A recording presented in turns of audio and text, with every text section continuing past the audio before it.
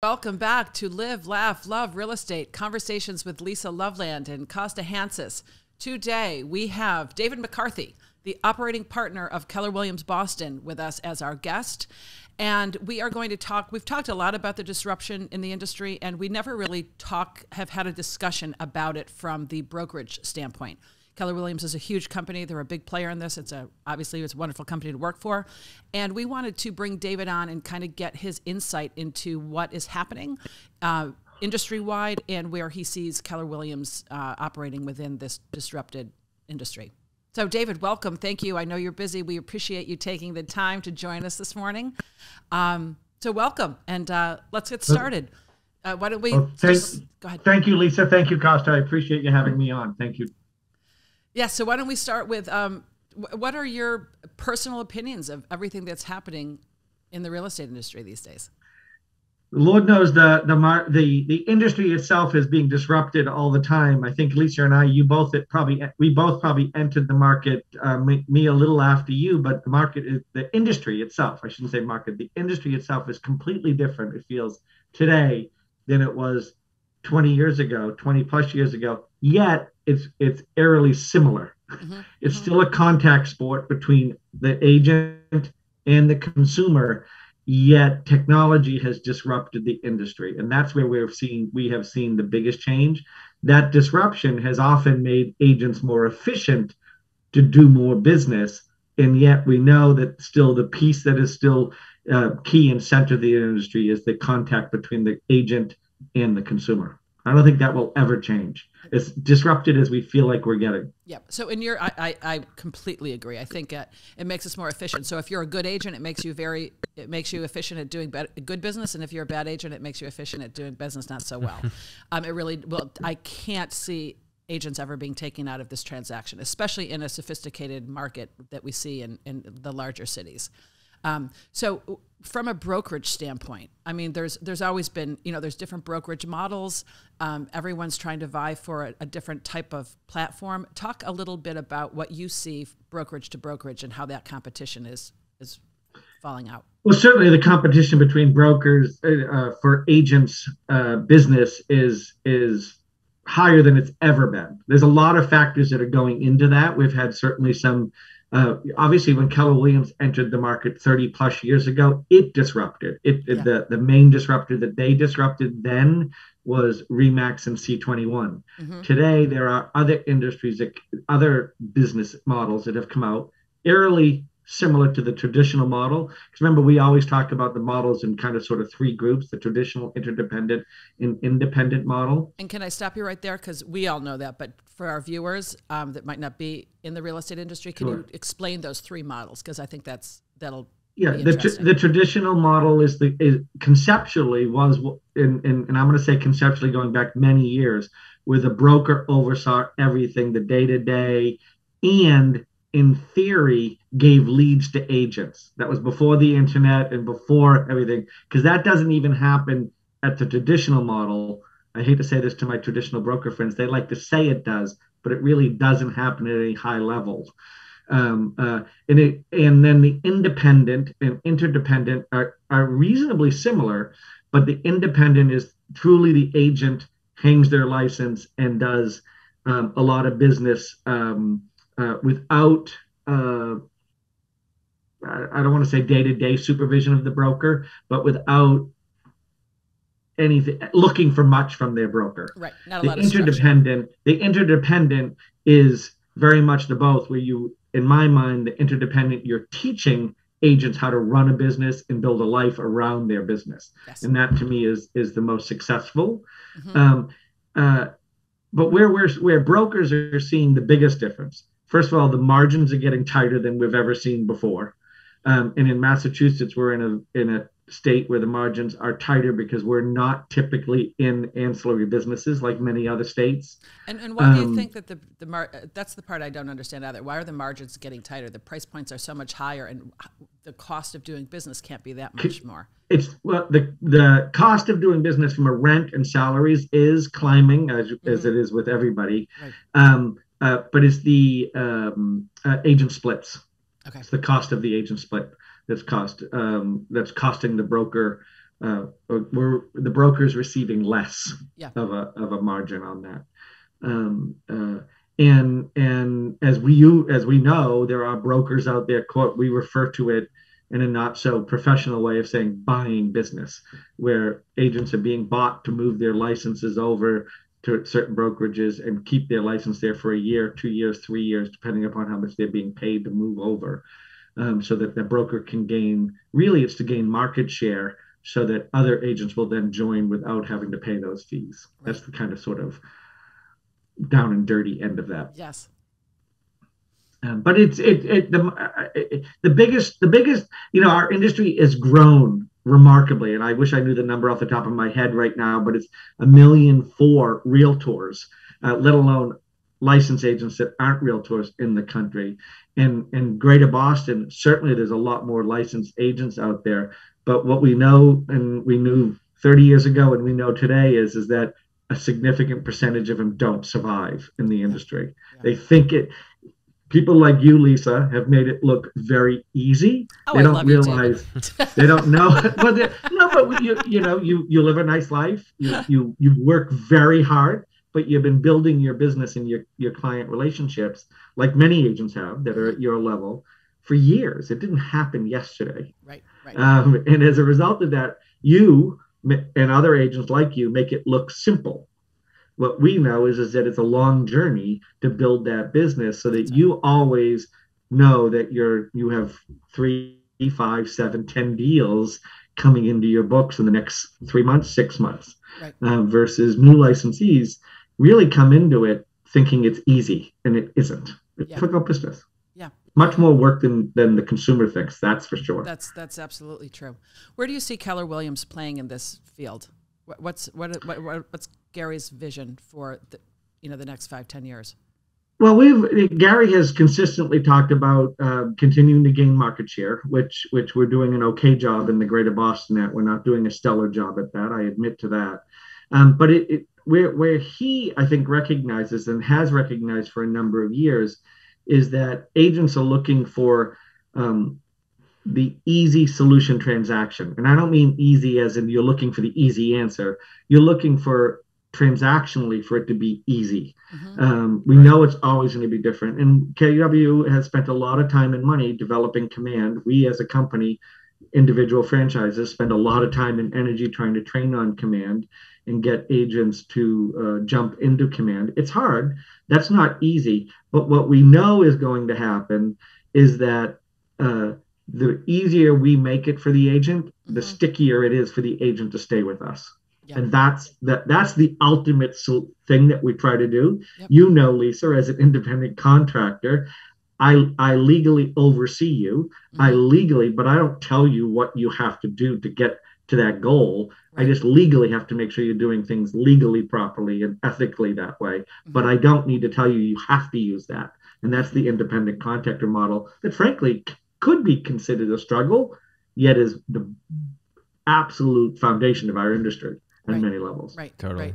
That's kind of like the concept of not even this is political and spectrum of independent contractors, but kind of the whole basis of how the United States was built on was kind of that idea of, hey, go do your day-to-day life. We're going to oversee you. We have these laws, but you're in charge of your future. And here, go out. There's the set of rules, as I said before, but you're in charge of your life. We're just here to kind of oversee it and maybe guide you through if you have some kind of questions. And that seemed to do pretty well in such a short. It feels like crazy to you think like, oh, it's 1776 country was officially formed. I mean, that's not that many lifetimes ago too. So I think that's it's not. It is not. And I think that I think when you look back in the rearview mirror, and Lisa and I have known each other for 30 plus years. So when we look at how the industry has evolved, it has evolved light years, yet it's still the exact same. Yeah. It's still a contact sport between a buyer and an agent, and a buyer and a seller and an agent. Yeah. Two agents. The same issues always come up. That's not going to change. Emotions are still all. Yet how we get there and how we're handling the transaction is very different. I mean, I hate to sound like the old guy in the room, but how many times when I started, I mean, we were running from house to house to get signatures on documents because the seller or the buyer didn't have a fax machine. Yeah. You know, and we had pagers. It was very different. The technology has allowed us, and again, this goes to what I kind of said in the beginning when I honor Lisa for what she's built. You've got the ability to work remotely sometimes, the consumer never knowing where you are, which is the appropriate thing to do in many levels, and yet you're still handling the transaction for them at a very high level. And we couldn't do that before. No. We couldn't do that 25 years ago. And we were stuck, and trying to get away was a challenge. But today it is much easier and better for us. And I think we handle the consumer and better today. I mean, they're much more informed. Because I think that we've talked about this many times on this podcast, but we're able to get who we are across to the consumer before they actually have to decide whether they want to work with us. Totally. You know, when you think about the magnitude of this transaction, the pressure, the financial, everything that it represents to a person, to hire someone that you have just met in an hour or so presentation, that's a lot. But with social media and this new way of branding, we're able to get our personalities across to the masses, and and it gives them a better option to figure out who they want to work with. Because, you know, somebody who sold 100 homes last year isn't necessarily the best agent for a particular person. And prior to that, that's all you'd see the paper advertisements, you'd see the rankings and the billboards, the billboards, the shopping carts. And who is that person, and what does that really mean? And that doesn't mean anything to the consumer. That just meant something to the agent. So I think we're becoming more consumer driven in this disruption, which I think is wonderful. There's no question, and I know you've built your business this way, but just referrals. I mean, it's your network, your sphere, and your referrals. Yep. You do a deal with somebody, you do a great job for them. They feel like you had their back during the transaction, and you guided them through the transaction so that they knew what the next step was. Right. Then everyone is typically happy, and then it's easy to get referral business from them. Not because you're begging for the referral, but because they're like, holy crap, Lisa Loveland got us this home. We didn't even know it was on the market. It was coming on the market, and she got us in. And boy, was that transaction smooth. We knew all of the pitfalls of what the next step was. And that comes from experience. Right. Doesn't mean an agent who doesn't have a lot of experience couldn't do that, but they just need to dive in and learn the transaction. Because people remember how they felt.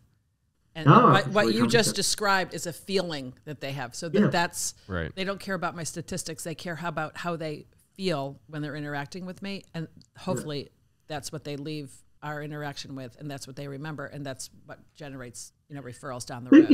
And just going back to the whole concept of disruption at this point, sometimes I do wonder how much more we're going to be disrupted. I mean, I shouldn't say sometimes. I wonder it all the time. But I don't know.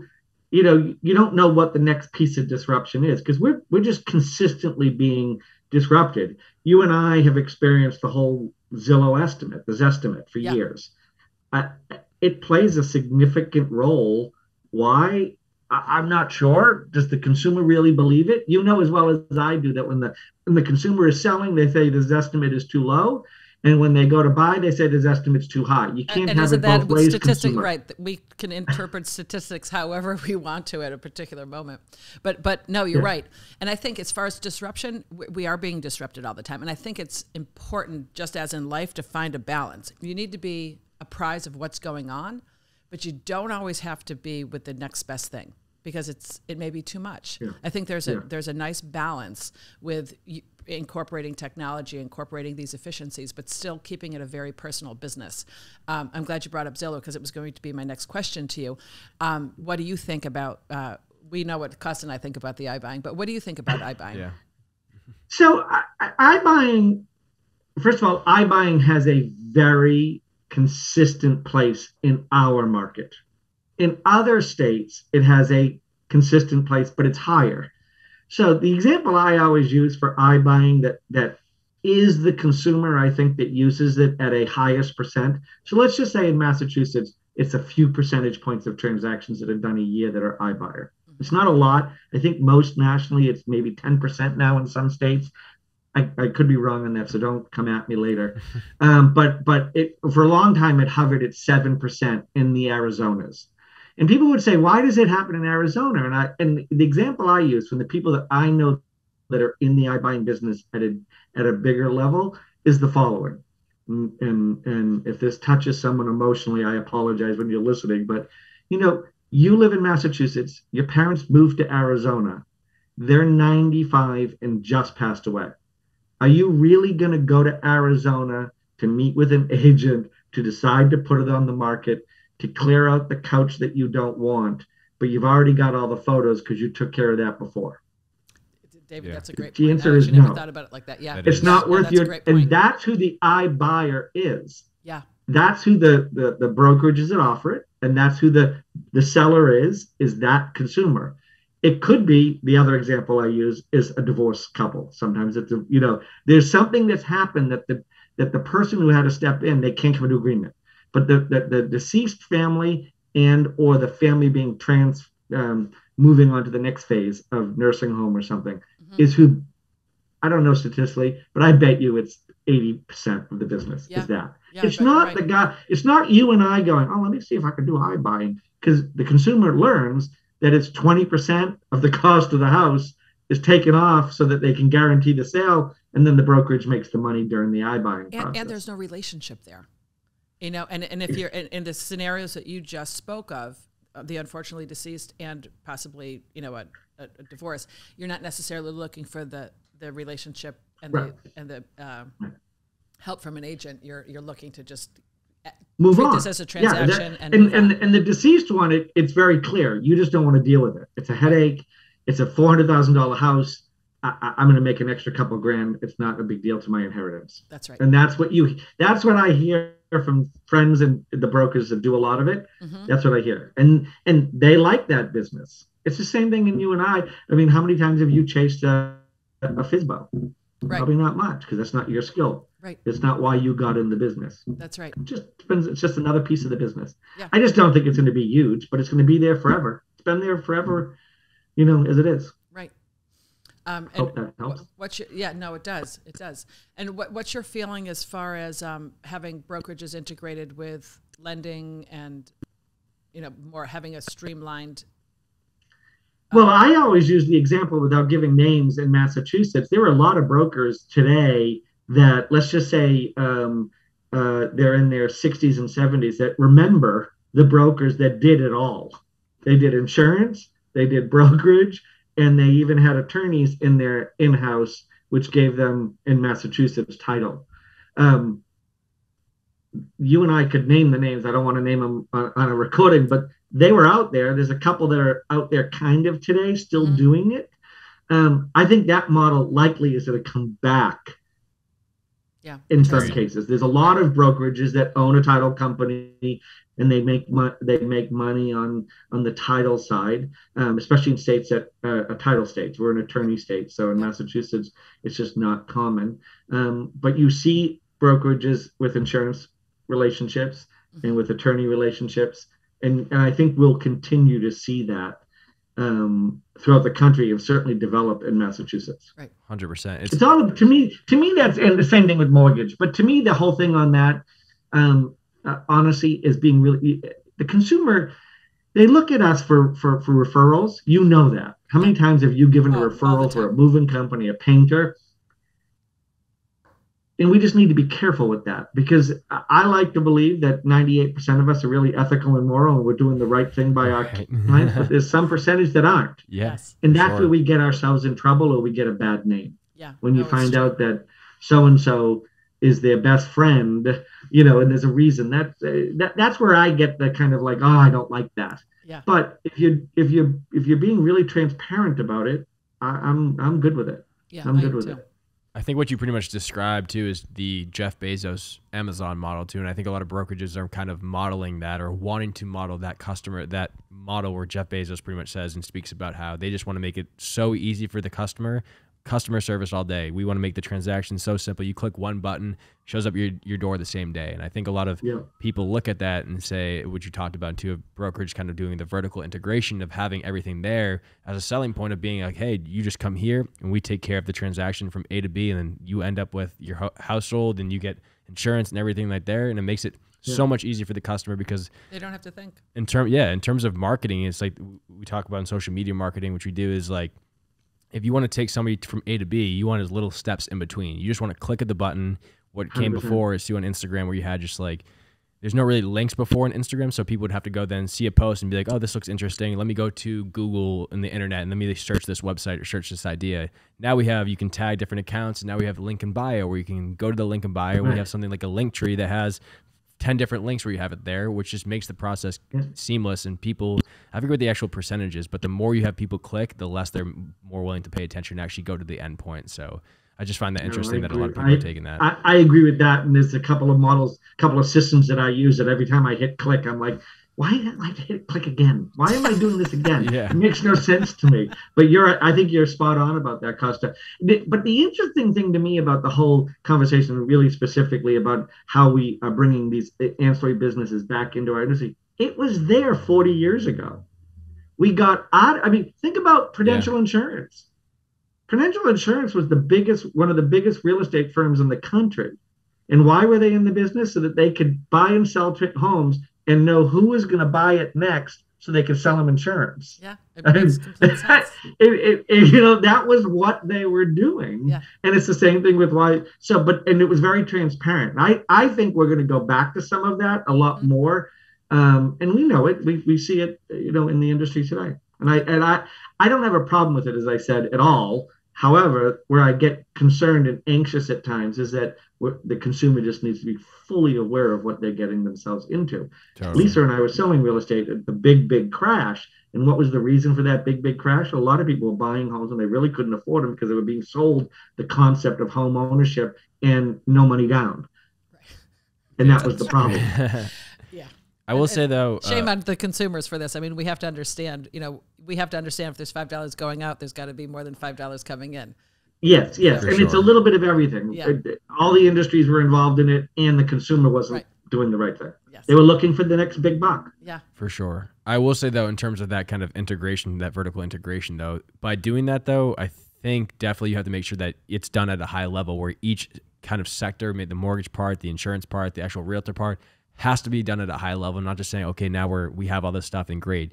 I think kind of giving like the doctor example, when you go to a doctor, you usually go to a specialist, a brain surgeon, like actually deals in brain surgery. It's not just like you go to a doctor and then he answers A, B, C and all your issues. And I think if companies just do it and just like, hey, we want to do it just to make it easier for people, but not do it at a high level, that they're not going to succeed. It's where if you then maybe were a company and you bought like if a company, say a brokerage wanted to do that maybe, or any sort of company, they would then maybe think about if, of course, you have to have the capital to do so, but maybe take on or buy another company that's already successful in the mortgage industry or already successful in this industry, and then integrate it, not just kind of build it out. Because we know if a company like Facebook, they buy these businesses that are already built because they don't have the time, effort, and money to then go through and then do it themselves. Right. And it's one way, it's also one way of killing your competition. Exactly. Taking your competition out. I mean, the other day I was going to make reservations at a restaurant. And I went, I had no idea they owned all 5 of these, but they're all very similar restaurants. Yeah. And they own them all. And I'm like, well, but you think about it, it's your competition. Yeah, smart. Right. You took your competition out by doing it. There's always been, many stories about people that own the same business in the same town. The 2 coffee shops, because that keeps you, if you're running a successful coffee shop, somebody else is going to open it to be a competition. So go open the second coffee shop. That's why there's so many Dunkin' Donuts owned by the same person. They just keep the competition out by doing it. Yep. No, it's fun. It's fun to think about. Sure, it's what Starbucks did. I'm sure that was their whole model too, and I just didn't realize it. But in thinking about it, but that's that piece. But I do think that, to go back to what you said a little bit, Kosta, is a lot of it is the service and being able to do it at a high level. And in my case, try to service the agent, because that's my job, is to service the agent and train and teach agents. And I think just one comment about KW. I think that was something we've done very well for a long time. but we're never doing it. It feels like we're never doing it, at least for me, because I always have this feeling of like we could be doing more, like we should be doing more. Because that is the best thing I can do for an agent, is to make sure that they are as trained as well as possible out in the deal, and have the resources to ask a question when there's a problem or a challenge that they've come up with. Personally, I think you do a great job at it. But what would you, since you don't think you think you could do more, what would that look like? Because I'll be hitting you up later for it. But honestly, well, you know what? What I'm looking at right now is just adding just another staff person that is there to just make the agent feel that much more loved and available. Like there's somebody else there to answer the question. Yeah. Because that's the thing that I hear, and I don't want to say most as if it's the problem, because anyone that's listening to this, but it is a challenge to constantly have somebody there to pick up the phone. I mean, how many times do we, when we go to call something that we're buying or a vendor that we use, do you get annoyed or frustrated when you get the 20-minute hold time? Like, I don't want that for you guys. So it's always somebody available to ask the questions. Yep. And for me, just as a comment, I'm the broker and the operating partner. So I get a lot of brokerage questions. I can get questions virtually 24/7. And I don't mean literally at midnight, but there are agents who will call me at 10:30 at night and go, I've got a counter on this and I'm stuck. Think about that. It's a difficult business to be in, because you want to be there for the agent to help them and work through the scenario that they're with. And sadly, it happens all too many hours. Yes, it does. And we get those calls all the time. There's no 9 to 5 in this job. No. It's, no. And as much as you want to.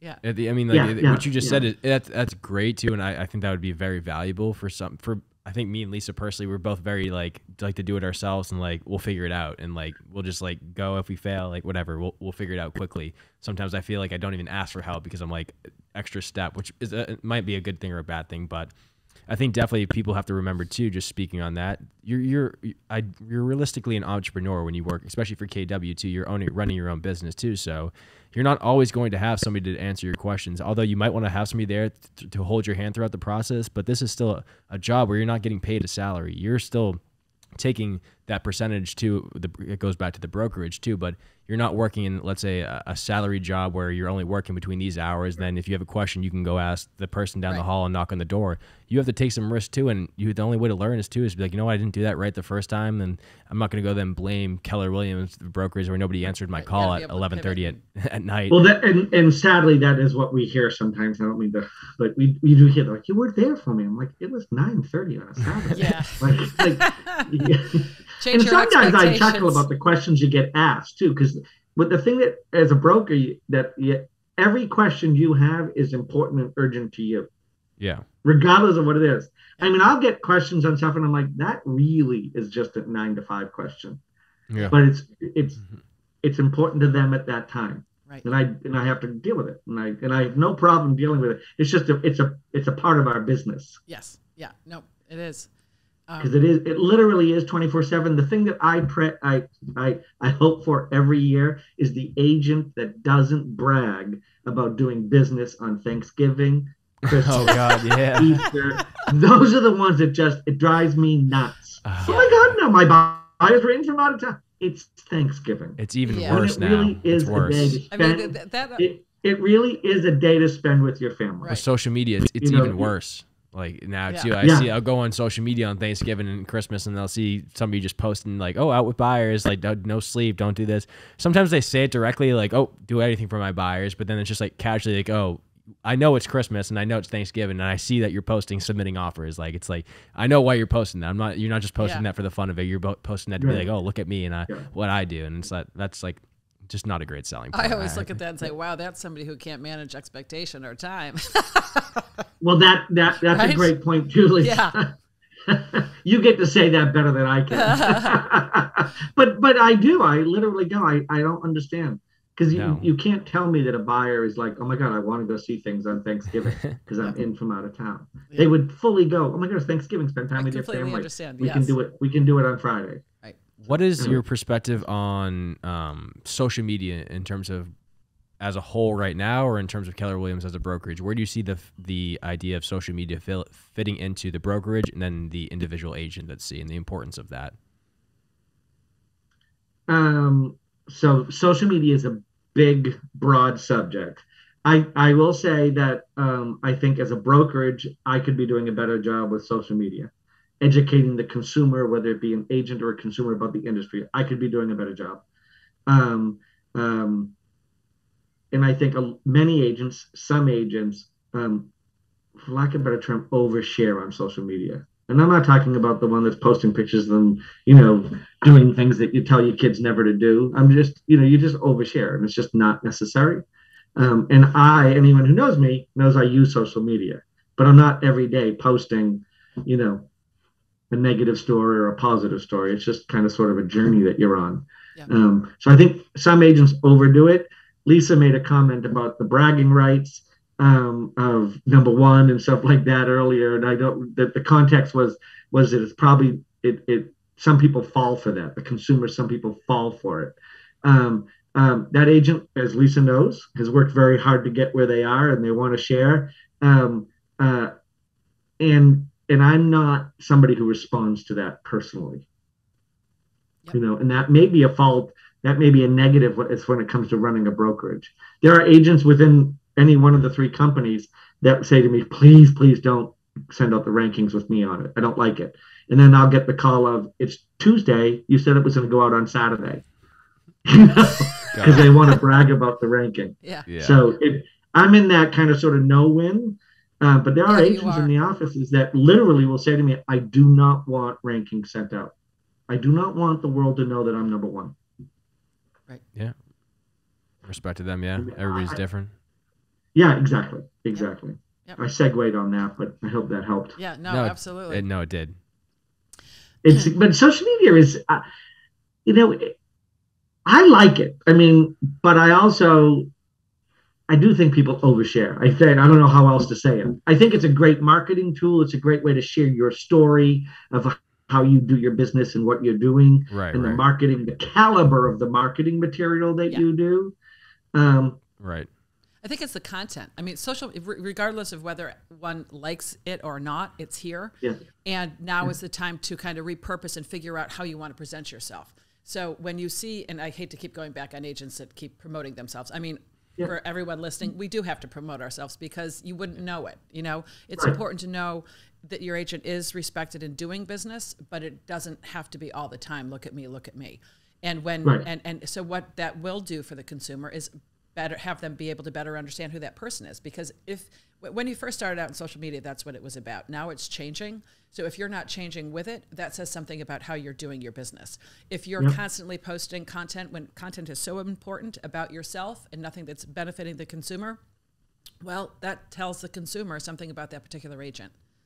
So I think it's a really wonderful way for us to quickly identify who we are and differentiate ourselves from other people. Great point. And if we take it like that, wow, is social media powerful? We just have to have the right content and we have to send the right message. And if the message is, hey, look at me, then you're going to attract people who like that. Yeah. But there's a really big opportunity. It's the first place I go. Yeah. If I wasn't a real estate agent and I was looking for a real estate agent, I would go to social media. I mean, that's just what my generation of kids, it's even more the people that are younger than me in my age group. First thing they do, Did he they just learn. call us old, Lisa? I know. I called myself. I called myself old. I said I call was me old. old. I should say me old. Lisa's younger than me. But it's Kosta's age, but it's also people our age and older because they're used to social media because they have grandkids. Right. So everyone's in it. And that's where it becomes so interesting to figure out how do we target those different people, different profiles. Yeah, absolutely. There's no question about it. Everyone is in. And let's face it, even if you were to Google something, the verb Google, something, it pushes you often into a social media category because there's advertising being done in social media. Or as you know, if you then have any social media account, it brings you that, description every day for that ad every day for weeks. Yes. Yeah. Totally. It is all there all day. Absolutely. So David, I know you have to go and Yep. we kept you longer than you should. But this was a great Sorry. conversation. It was great to see your face. No, I always appreciate it. Thank you for having me. Yes. I very much appreciate that. And go off and have a great day, guys. You guys do a great job for your clients, so I appreciate that on my behalf. All right, we appreciate you. Thank We you. appreciate Thank our you. Be well, guys. viewers. Thank you. All right, guys. Thanks for joining. We will see you next week.